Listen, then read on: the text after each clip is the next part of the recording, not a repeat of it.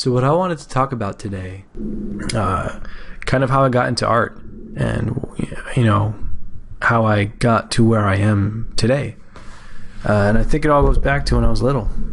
So when I was little, I was like 3 or 4 years old. I remember pretty distinctly, I was on the couch and my mom was next to me, and there was like this notebook and she had a pen, and I saw somebody draw something before, but then I asked her to draw a person, and so she like did this really, I could probably recreate it, but it was like a crude sketch of a person.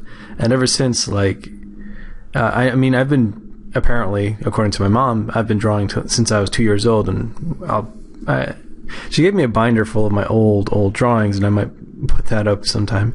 But, you know, seeing something being created on a blank piece of paper, using a pen, that just became the thing to do, no matter what. So, you know, moving on, I remember later asking my dad to draw a superhero, and he was laying on the couch.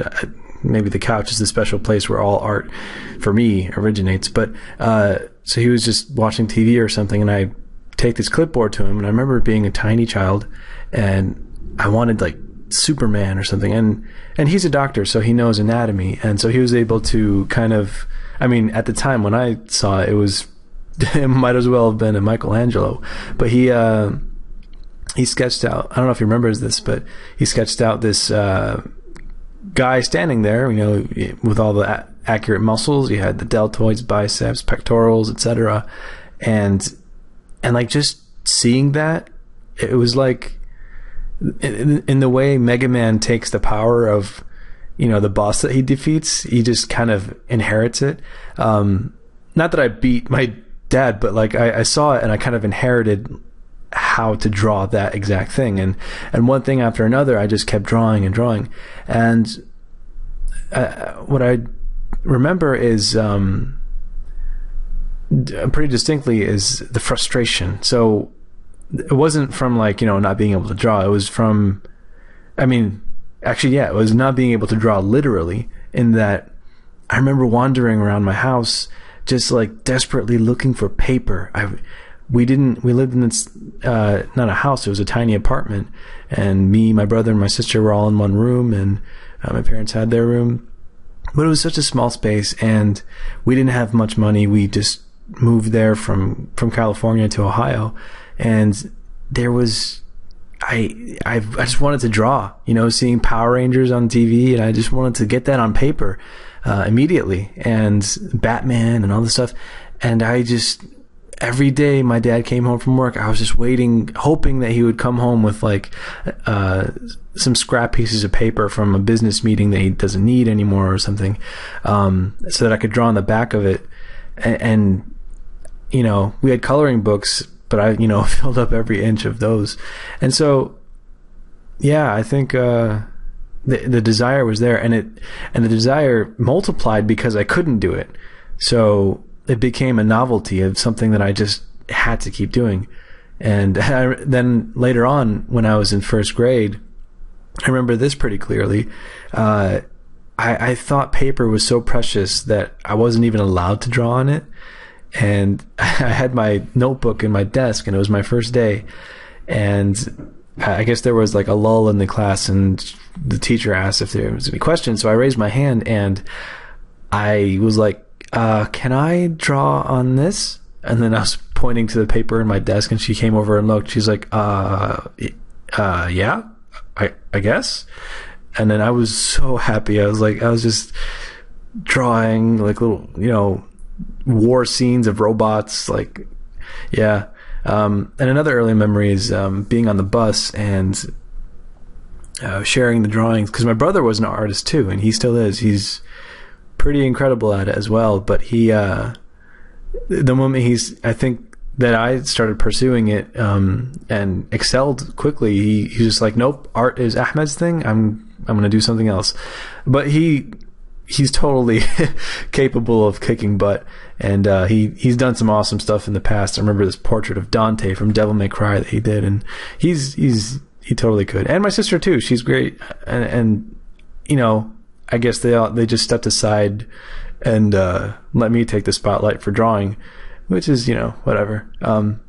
Because my sister, I remember she drew Link all the time and stuff. Good stuff. But yeah, my brother and I, we would draw like a layout of like this 2D side view, like kind of battle between a bunch of stick robots. And what I mean is like just, very simple, like spheres with arms and legs coming out of them, like with lasers shooting out of them. And some of the robots are falling into lava. So, that plus all the Legos and stuff, like there was a lot of creativity in my childhood.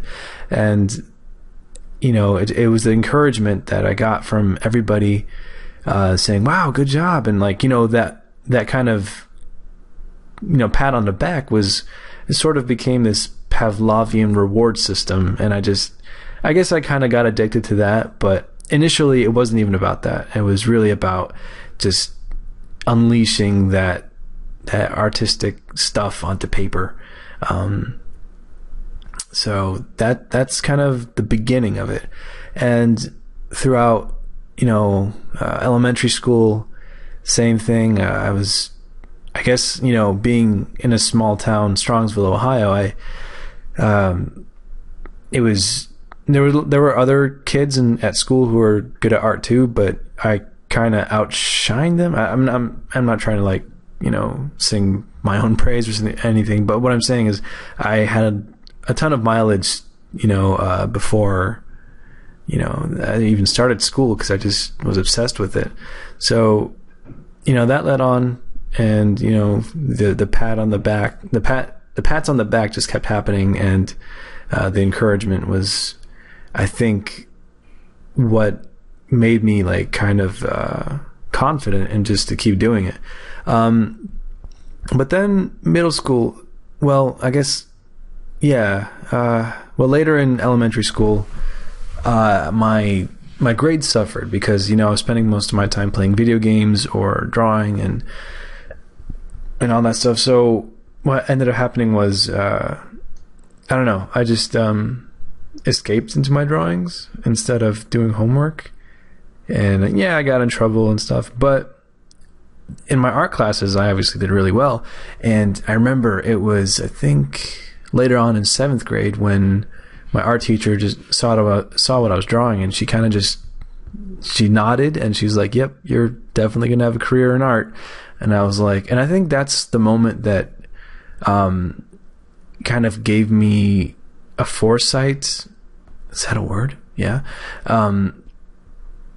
Into like what that I could be drawing. Now at that time, I didn't know what concept art was. I didn't know what concept design was. And I didn't even know until after high school, or, like a couple years after high school. So I was aimlessly drawing and painting and just kind of like copying comic books and drawing Mega Man and Link from Zelda.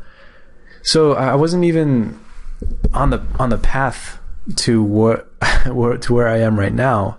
I mean, technically, I guess I was, but I wasn't researching on how to design or conceptualize or ideation. That, there's like that whole question out there, like self-taught artists versus those who go to art school. And I'd say for my art, I still consider myself to be self-taught, and I did go to art school. I went to Art Center College of Design, and before that I went to Columbus College of Art and Design for a year, and before that it was a community college for some life drawing. But it was all, it's not like there was a teacher that, showed me how to draw or paint. I was there. Like, the teachers weren't even that good back in those, community college and stuff. So it was more that I was there on my own trying to teach myself how to draw and paint, because I could tell you So what I did learn from art school is designing. It's how to design, how to think, how to be professional, how to, there were like the technical things that I learned, like the specifics of perspective, the specifics of how light works. But when it comes to painting and that whole creative, illustrative look and that feel of an artist, that was I kind of had that before, art school happened. So, that answers that question. So, how did I get here? In the middle of high school, I had a tablet, and it was because there was this online whiteboard. It was like a group board where people could paint together, or not paint. It was actually just pixels, and just sketch together. It was called Pendaco. And if you're listening to this and you were on that group board, my name was PS2 Man. Yeah, so go figure. I got a PS2 at the time, and anyway, so I didn't know what a tablet was, and I saw these people drawing these anime characters on the thing, and I'm like, how are they doing that? It's incredible. And some people were even like doing painting, like coloring things with solid colors, and it looked beautiful. And I just had to figure it out, and I eventually got a tablet myself, and that's where the digital mileage started. But I had actually some experience with Photoshop, not for painting or drawing, but to make lightsaber videos. Me and my friend, took videos of ourselves swinging around a broomstick, and we followed this ridiculous tutorial of how to put lightsabers in, and it was literally rotoscoping, which means painting in each scene the blade and the light of the lightsaber. And now today we could easily do that with After Effects or other programs, and back then it was just so meticulous and tedious. So that was my introduction to Photoshop, and so I knew how to use it, but I didn't even know you could use it for drawing or painting. So later on, while I was like on, wow, actually now that I think of this, it's crazy how it happened, because when I was on the anime drawing site, not that, I wasn't obsessed with anime or anything, but I did, have that phase where that's what I was drawing. Somebody on the group board put up a link for a site called goodbrush.com. And those of you that don't know that is Craig Mullen's website. And he is, the pioneer of a lot of digital art, digital painting. And, I remember seeing his work, and I'm like, how did he do this? Did he paint this in MS Paint? Like, what? I know it's digital, but what is going on? How did he? And so that was when I started this like kind of personal quest to like break down on how he did all that stuff. And nobody showed me, nobody taught me. I just kind of experimented and tried to make up my own way. And the one thing that, some people have watched me paint or draw, and they might have said, yeah, you're really fast, huh? Wow. And it all stems from this specific moment where when I was on Craig Mullen's site, there was this painting for a game called Tao Feng, and it's of this like museum, and in the foreground there's a statue of a knight, and there's a bunch of glass boxes and artifacts in there.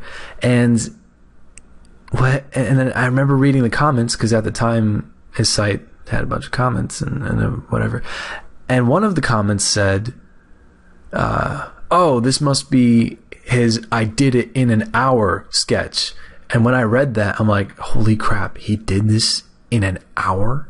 And ever since that moment, I truly believed that I was so slow. Like, there's no way I could catch up. So everything I did was like a video game. When I was painting, it was like I had to use all the reflexes and the way you watch people play StarCraft with like clicks per minute or whatever, actions per minute. It sort of became like that. Like, I had to cut down on unnecessary things and figure out the quickest ways to communicate an idea. And so later on, of course, I found out that painting didn't take him an hour. No, he spent like a week or two on that thing. But, during that 4 or 5 year period where I was convinced that it was done in an hour, and I was so slow. I was compelled and determined to just, go full on and try and catch up. So yeah, that's where the digital, art kind of originated. So, I kept drawing, kept painting, kept practicing, and I was the only one doing that in Strongsville, Ohio. I didn't even know other people were pursuing this, or, like nowadays everybody knows about concept art with like CG Hub, ArtStation, and, CG Hub's gone, and like before that it was conceptart.org, and, people were sharing ideas and painting now, but like, at the time for me, all that I knew was, DeviantArt or, that kind of stuff, DeviantArt and Craig Mullin's site. That's it. That's all I knew.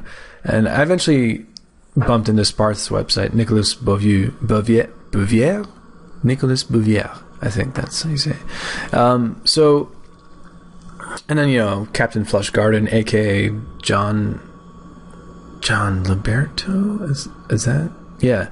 So, but when I did see their works, I didn't, there weren't any tutorials, there weren't any guides. So what I had to do, what was obvious to me, was look at it myself and break things down. And I didn't even know I could do that for a living. I thought it was just a personal thing, it was a hobby. Like not many people know this, but I started, after high school, I went into computer science engineering technology at University of Toledo, which is the most awful place on the planet. Do not ever go there.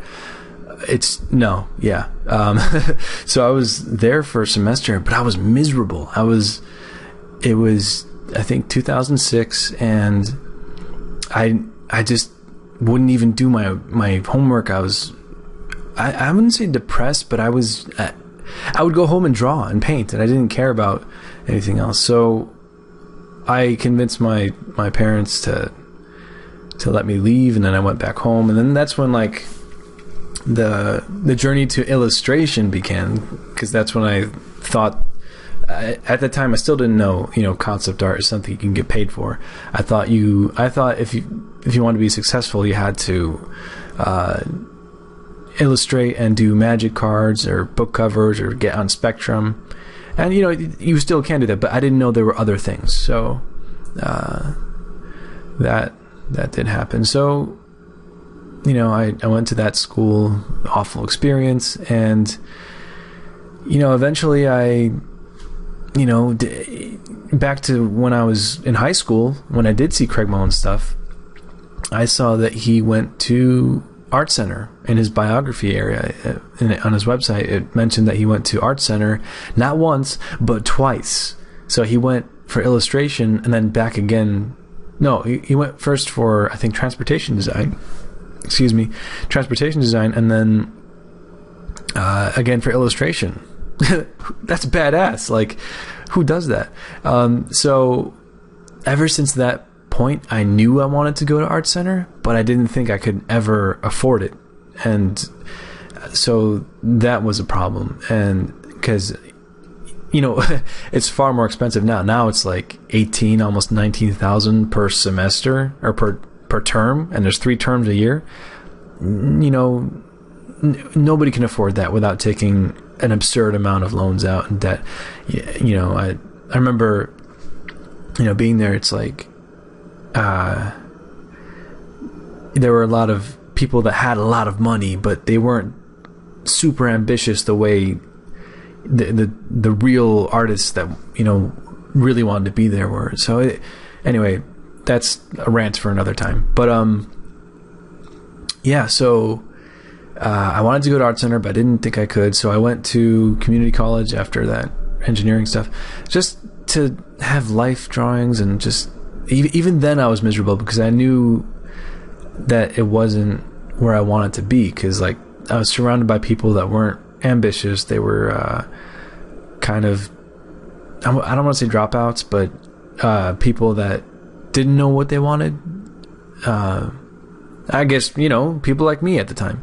So it was just a festival of just miserable people that didn't have direction. So, and again, I was taunted because I left class one night, and I was in the art section of the community college, and I looked up on the wall, and there was this big poster for Art Center College of Design, and I just stared at it. I remember like looking at it and just feeling sad that I wasn't there.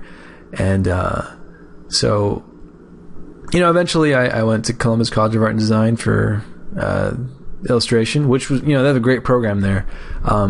But again, it wasn't what I wanted to do. And so I was there for the foundations year. You know, it was a bit of shop, you know, structural drawing, that kind of stuff, some life drawing, oil painting. So it was decent foundations. But I'll be honest, it's stuff that I pretty much already knew. I did learn stuff because, you know, no matter where you put mileage, you're going to end up learning. So, you know, but so I took a semester off. I'm like, you know what? I'm just going to make a portfolio for Art Center and just, you know, see what happens. And, you know, I'll just cut to the chase, because I don't want to get into the details, but I ended up, you know, I didn't think I'd get enough scholarship to go, but I did. So that worked out, and it was probably the happiest moment ever. I remember praying for it so hard, just like, you know, it was really something I wanted, and it happened. So,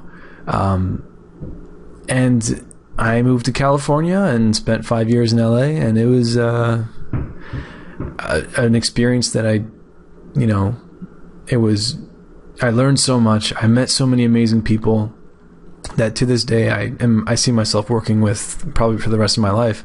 And, you know, the connections I made there were just incredible, because when you're at a place like that, and this goes to the whole art school, no art school argument, question/debate, it's that being around those people is just so motivational, because they're there for the same reasons you are. Like, there's a lot of ambition, and I did mention that a lot of people were there because they could afford it but didn't care very much about it. But I guess, you know, I noticed that towards the end, where a lot of people were coming in, not in my program. I was in entertainment design, and it seems like, you know, that was going well. And actually the incoming students are just getting way better than the previous year. And I think it's because there's so much more exposure to it. Like, whenever people graduate, they put their work up, and then the incoming students are like setting that as their standard. So, yeah, I guess they're doing the right thing. So, I mean, it's going to saturate the market with a bunch of people that can do that stuff. But that, I think, provides an opportunity for the smart ones to do something above and beyond, and not to compete with those people, but to dominate. So that's also another topic for another time. So to continue on how I got into where I am today. Right now I'm in Seattle, excuse me, working at a video game company, and it's like, at first it was rough because I transitioned from working in theme parks to this. And when I say theme parks, I didn't mean at a theme park. I was designing stuff at a theme park company. But, you know, coming into this, it was a totally different environment, and took some getting used to. But now it's like, it's to the point where it doesn't feel like work anymore. And if you can imagine yourself, you know, you're going to bed, and the next day you're going to go to Disneyland, and you're really excited, and you just can't wait. That's kind of what it's like for me every day. Well, every work day, because I get to go to this place and do my thing, you know. So it's really rewarding, and it's, you know, a big thanks to the whole journey, from my parents' encouragement to all the teachers I had and my friends, and going to all these schools, experiencing the good and the bad. And it wasn't all sunshiny days. There were a lot of low times. I've hit rock bottom so much. And I remember seeing a little chart. It was like a line, and people perceive successful people as just a straight line, but the reality is it's a big jagged line. There's ups and downs. They screw up, they hit rock bottom, and they work their way back up. I'm not saying I'm successful. I might be at a place where some might think it's successful, but my reality of success is totally different. I see big things in the future in terms of what I want to do, and the people I want to connect with, and the projects I want to be a part of. And that's not to belittle, where I am right now. I think it's, like I said, it's like going to Disneyland every day. Although better, because Disneyland would get boring because there's, the same stuff every day. Whereas I get to do new stuff every day. It's pretty awesome. So those of you that are kind of questioning whether art has merit or a future, I think if you really work at it and it's just your prime ambition to break down how everything works and teach yourself while learning from others, I think you can get very far. And that's kind of what I have to say about that. And a lot of what I'm capable of doing, whether it's drawing and coloring, painting, compositioning, composing, it really, I know there are some people that might disagree, but it all, in my opinion, is from the foundation of traditional art. I know that with the technology today, you can definitely get very far using just the tablet or just a Cintiq, sticking with digital stuff. You can, absolutely. But I think doing both will augment your skills like tenfold, 100-fold. Because if you can paint a scene with watercolor or oils or acrylics, or if you can paint a portrait with those, it's just logical to me. I don't see why you wouldn't. Because from there, then you can kind of mimic the process, not the brushes, but the process when you're going digital. Because when that happens, then you have that beautiful painterly look. And I remember there was actually one moment when I wanted to start learning how to use color, and my friend Ronnie would get these PlayStation magazine in the mail, PSM, and at the time the covers were all illustrated. So you had artists, actually. I guess there are still some I guess there are still illustrated covers, but they would have comic book artists draw and color the covers in. So you had like J. Scott Campbell doing Spider-Man, and Joe Mad, he would do stuff. And the very image that I remember that inspired me to do color was by Joe Mad, and it was painted by Liquid, who his name is, I'm going to look it up real quick. His name was Christian Leichner. And the cover was amazing. It was this really colorful, vibrant look, and it was for Final Fantasy X. And if you just Google Final Fantasy X PSM cover, you can see it. So that, I remember taking that magazine, taking it to it was in my basement, and I know I had a box of oil paint somewhere down there because my grandmother used to, or she still does, she used to paint. And so I remember taking a couple tubes out, and I was barefoot on the cement, and I was kneeling down, and I had a piece of paper, and I was looking at the cover, and I sketched it out, and I tried to do my very first study using just, I didn't know how to do oil paint, and I squeezed out the colors, and just like, I wasn't even using a brush. I think I was trying to put the paint on with like the back end of a pencil, like the eraser side. I didn't know what I was doing, but that was the first moment that I realized that it was, going to be hard. And so, funny thing is though, later on fast forward to college when I was in art center, we get a lot of guest speakers, and the professionals. I mean, the teachers are all working professionals, and they invite people in, and the guy who painted that exact cover was talking. Christian Leitner. He was the art director for Diablo 3, and he was giving us a talk. And then I was like, his work looks familiar, and I didn't put two and two together until like during the break. I was like, wait a second, you're Liquid, and he's like, yeah. And I was like, you remember that cover of PSM Final Fantasy X? He's like, yes. I was like, that is the piece that inspired me to want to paint. And he's like, wow, yeah, I can't believe you remember that. And then he was saying how he was inspired by Lion Decker, using the white brush strokes and all the styling, and it was just surreal that I was in my basement as a kid trying to mimic that, and then I meet the guy, and it was interesting. So funny how things work out. But yeah, that's how I got into color. But the point is traditional.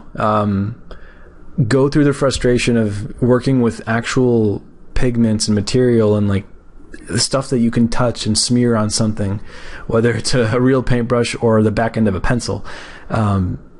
You got to screw up before you learn how to do something right. So, cool stuff, stories, all that stuff happening. And if, between traditional and digital, I wouldn't say do only traditional. No. I think both of them work together so well, because if you know how to paint traditionally and you go to your computer and you do studies, you can do them way faster, and you can do a lot of problem solving mentally, and I guess on screen quicker, because you don't have to deal with the messiness, the cleanup, and buying the materials. But I think the initial foundation is definitely traditional, and so yeah, that's to answer that question. So I wanted to thank all you who are leaving comments and tweeting on Twitter about the videos and stuff. I really appreciate it, and shout out to all of you, Lydia, everybody. You guys rock. I'm really happy that this is reaching you, and it has an effect. So I appreciate it. And so if you ever feel like kind of messed up and in a state of uncertainty with no direction, you should know that we all go through it. I've been there. All my friends go through that, all the artists that I know. And, you got to allow yourself to be okay with screwing up, because you'll find that your brain is all over the place. There's so much that you think you need to do. And you end up trying to do it all at once, and you lose inspiration and focus, and you get spread too thin, and the work just never happens. And the cliche is look for what motivates you and inspires you to do what you really want to do, and to convey an idea or tell a story or do beautiful, colorful things. Rather than the whole, hey, look at me, I can paint type stuff. So yeah, and it's something that creativity really thrives in, if you can harness that genuine desire and passion.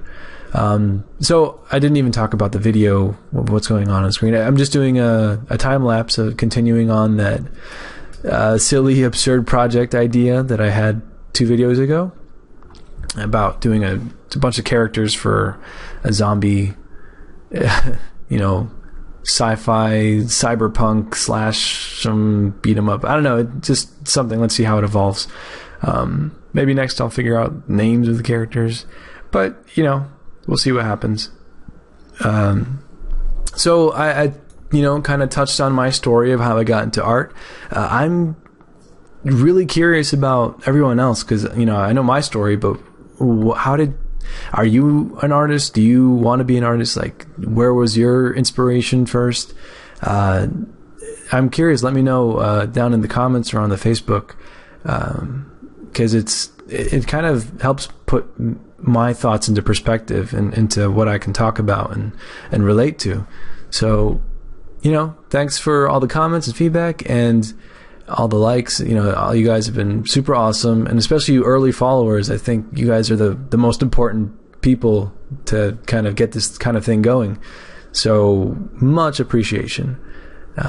So go ahead and share this if you want, and I'll see you next time. Thanks again.